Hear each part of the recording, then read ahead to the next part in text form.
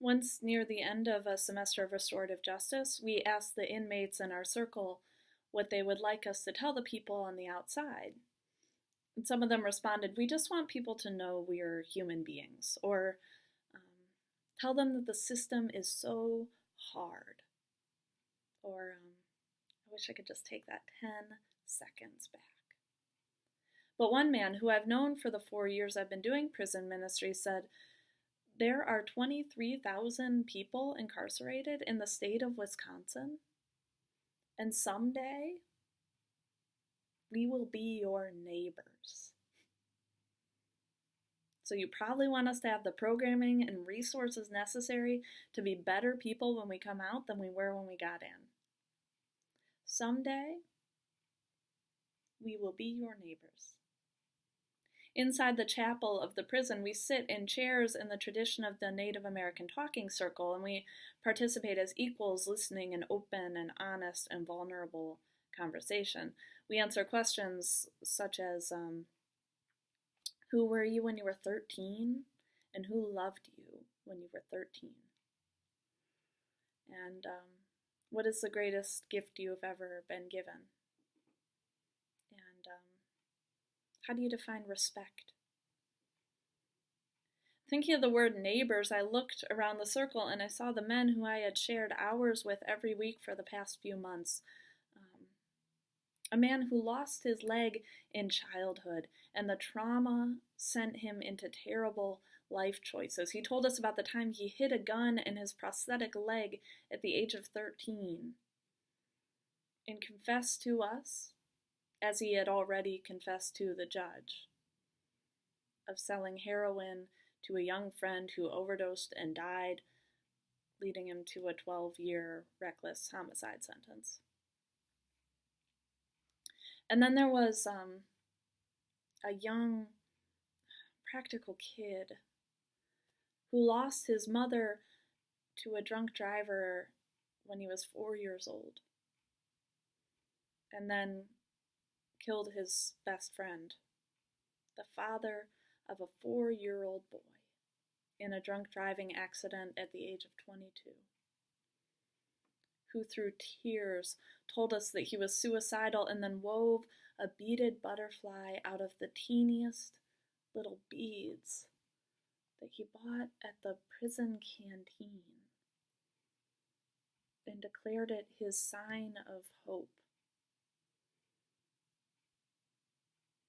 Another guy, a former gang leader with his face covered in tattoos, who began the course unable to make eye contact or finish a sentence and ended it telling stories with the most graceful hand gestures. His mother, at the restorative justice graduation ceremony, told us that prior to moving to the current institution, he had been in and out of solitary confinement for years. And then this man, the one who made the neighbor comment, a big, burly, bald man with a huge beard, who has been in prison since 1978, is under what Wisconsin calls the old law, which means that 25% of the sentence is served. Then they can go before the parole board once a year to be considered for parole. And this man is an incredible artist. We have artwork of his hanging both in my home and in the hallway of the church.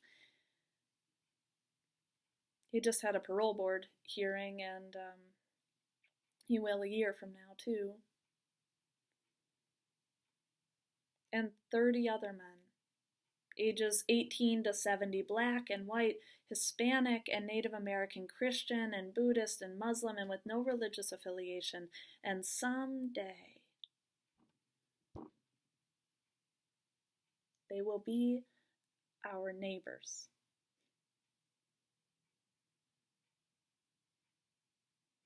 It seems like it should be frightening to hear those words and look at that circle of men, but after hearing their stories, doing skits together and drawing together and laughing and crying, it's not frightening at all. In fact, it's not just that they will someday be our neighbors.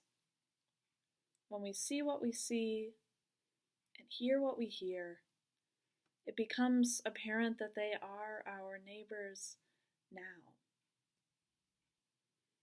I think of the South African concept of Ubuntu. I am because you are. I am a person through other people. My humanity is bound up in your humanity.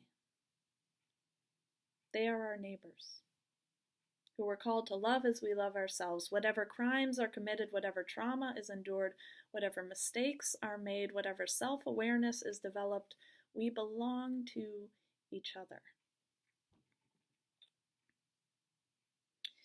In restorative justice, we're not trying to do away with law and order or claim that prisons aren't a necessary part of society. We're not trying to say that crimes weren't committed and that time shouldn't be served. We see ourselves on the same team as law enforcement and corrections officers and judges and lawyers who we admire and respect.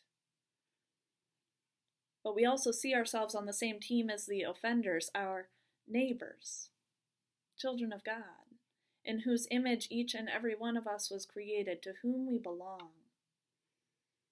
We see ourselves as the community part of the triangle of restorative justice, which brings together offender, victim, and community to heal the ripple effects caused by crime.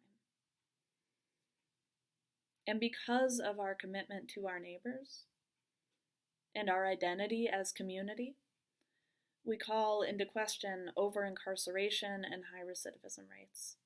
And we seek to reform the policies that have led to overcrowding in every single one of Wisconsin's prisons and jails, increasing even in the years when crime itself has been in decline.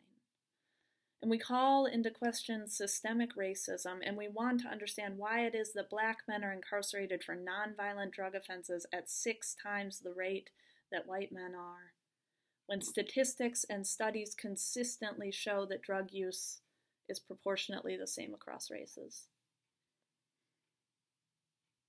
We seek to end solitary confinement practices, noting that the United Nations defines solitary confinement as human torture, and that the practice is used regularly for both youth and adults in the United States right now.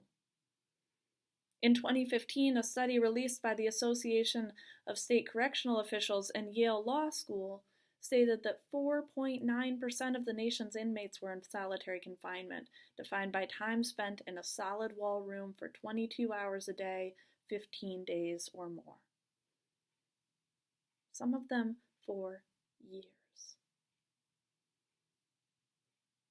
We seek to empower individuals and develop programs and agencies that will assist in successful reentry, so that those neighbors of ours can find jobs and homes and supportive and clean communities. But most of all, and most importantly, we seek to show these neighbors of ours that they are worthy of love and belonging by the ministry of presence, by showing up, by listening to what they have to say, by offering our own stories, by promising them that we belong to each other.